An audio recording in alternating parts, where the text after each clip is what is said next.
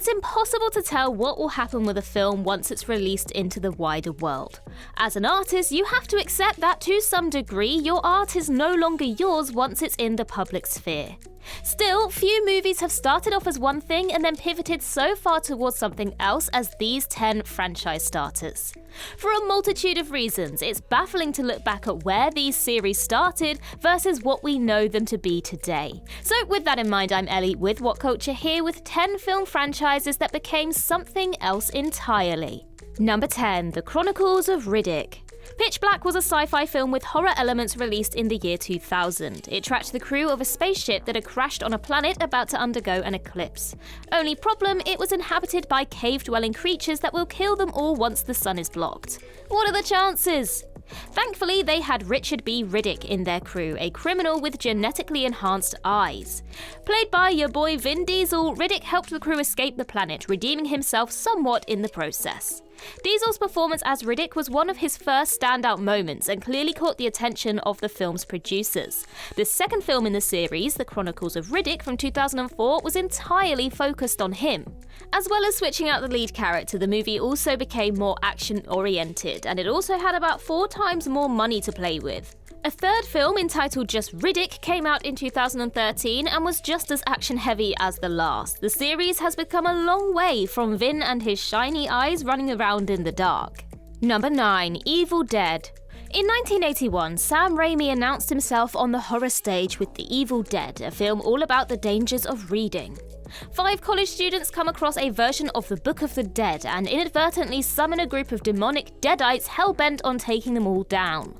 Survivors Ash and Linda make it into the next movie, Evil Dead 2, although Linda gets binned off after about 15 minutes. This sets the stage for Ash, played by Bruce Campbell of course, to become a solo horror icon. Evil Dead 2 and its follow-up Army of Darkness lean much more into comedy than the movie that started it all. Ash really gets into his action hero one-liners, and there are far more comical moments peppered throughout their respective runtimes.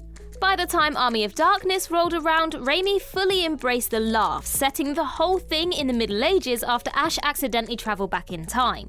The 2013 remake got things back on the spooky path, but nobody really cared all that much. Evil Dead is one of the best examples of comedy horror out there, and there's nothing wrong with that. Number 8, Rambo. First Blood from 1982 was the first big screen appearance of Sly as Vietnam War vet John Rambo. After a run-in with the local police triggers his PTSD, Rambo violently escapes from jail before hiding out in the nearby forest as the cops relentlessly pursue him. He's a complex anti-hero in this movie. He causes untold damage, but is also a man without a home, left to rot by the country he's so bravely served. He doesn't even kill anyone unless it's by accident. Don't get too attached to this version of Rambo though, he's completely gone by the series' next installment. Rambo First Blood Part 2, which makes no sense grammatically, came out 3 years later and transformed the title character into a full-on action man. His tendency to blow up, maim and kill as many people as possible doesn't slow down over the course of the next 3 films. A once promising character transformed into yet another meathead. That's the real trauma right there. Number 7, Mad Max. It might surprise you to learn that a film series called Mad Max actually started off fairly realistically.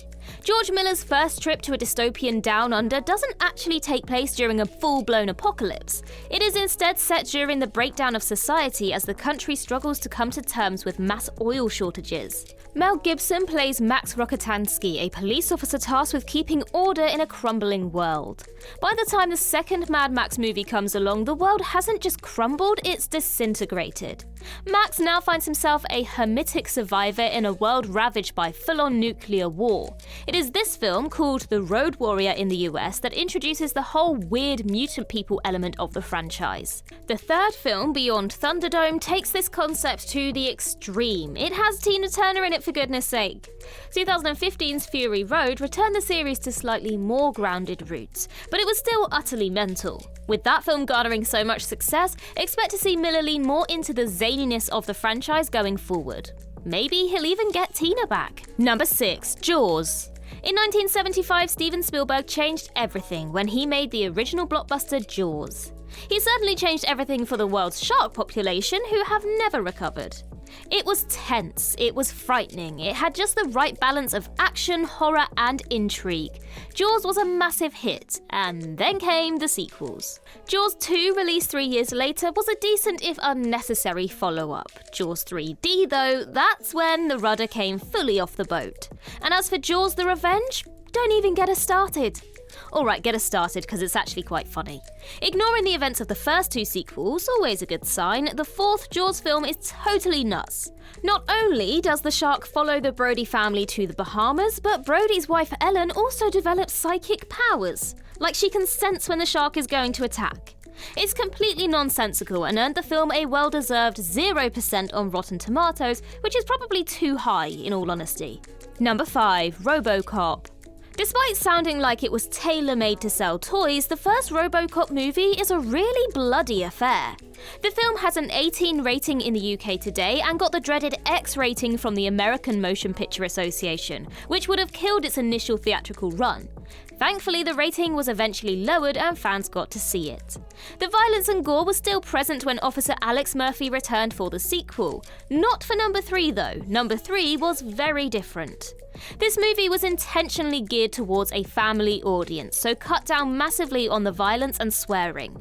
Not the swearing, that's the best part of this film series about a robotic police officer.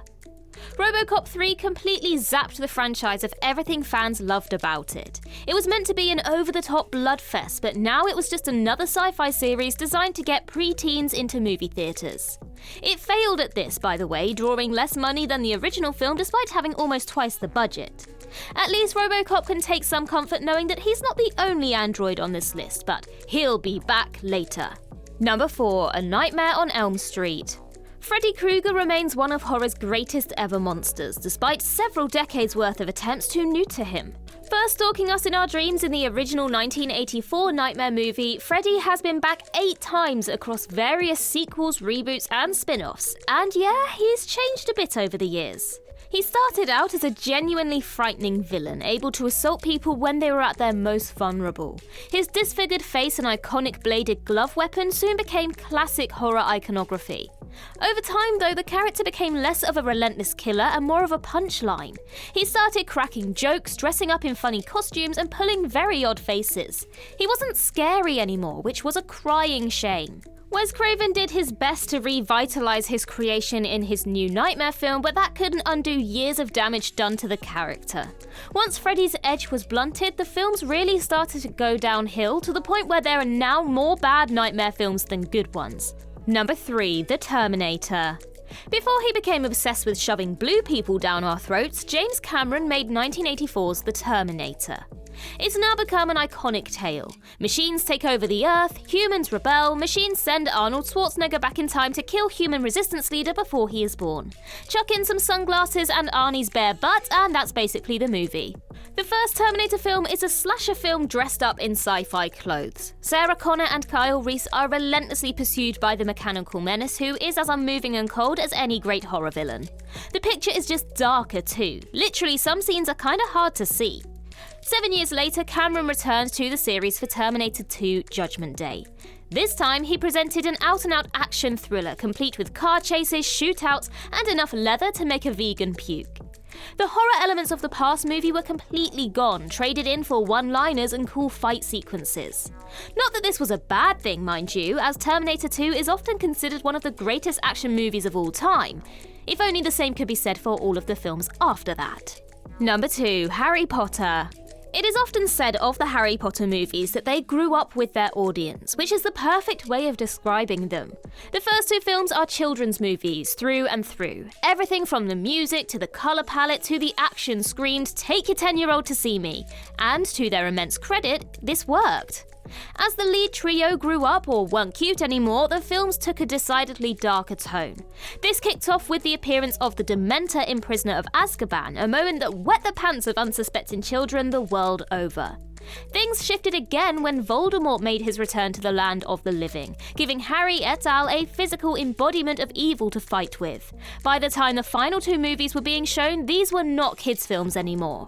Imagine how out of place a game of Quidditch or Wizard's Chess would have looked in either of the Deathly Hallows films. And equally, just think what the reaction would have been like to the Bathilda bagshot sequence if it had made its way into the Philosopher's Stone. That's not a world worth thinking about. Number 1. The Fast and the Furious. Vin Diesel starts the list, Vin Diesel ends the list. How poetic. Well, as poetic as supercars jumping through buildings can be. In 2001, one of the biggest, most ridiculous film franchises of all time revved into life as undercover cop Brian O'Connor attempted to bring down Diesel's street racing kingpin Dominic Toretto. The film ends with the two men forming a friendship. Some might even call it a family, but the story was far from over. Since initially meeting, Brian, Dom and their friends have outrun helicopters, jumped cars across skyscrapers, deflected nuclear missiles, parachuted in cars and gone to actual space. This series used to be about street racing. How did this happen? The Fast movies aren't car movies anymore. They're superhero flicks filled with impossible feats of action, garish gadgets, and shady villains. They are completely ludicrous, but hey, if that's what you want out of a film, you honestly can't do much better. And that concludes our list. If you think we missed any, then do let us know in the comments below, and while you're there, don't forget to like and subscribe and tap that notification bell. Also head over to Twitter and follow us there, and I can be found across various social medias just by searching Ellie Littlechild. I've been Ellie with What Culture. I hope you have a magical day, and I'll see you real soon.